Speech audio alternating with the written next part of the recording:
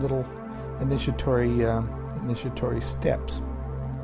So I took another look at the Book of the Dead and more or less figured, yes, this is the pattern for initiation.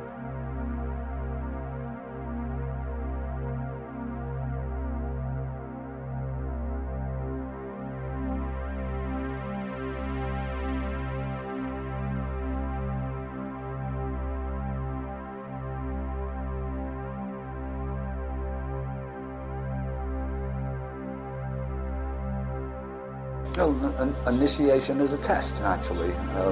Again, on the exoteric level, going to university is a kind of initiation.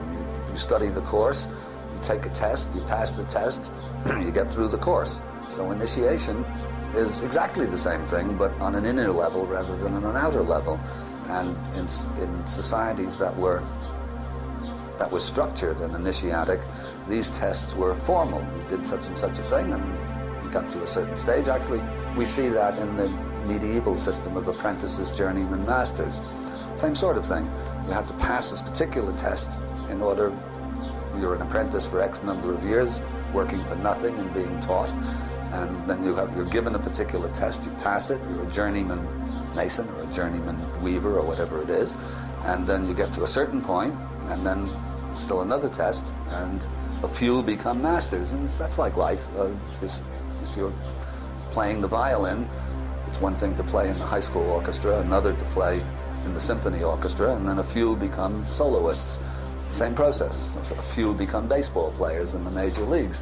It's the same process. It's just inner work as opposed to outer work. The Freemasons celebrate the parallel of the creation of the tower in the physical world and its creation in the inner, mental, or spiritual world. The metaphor of building and architecture embodied in Freemasonry shows the parallel path one takes to build both the tower outside of us and the tower within.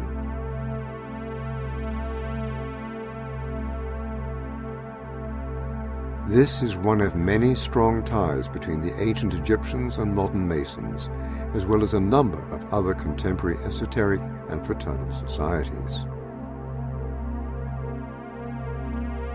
If you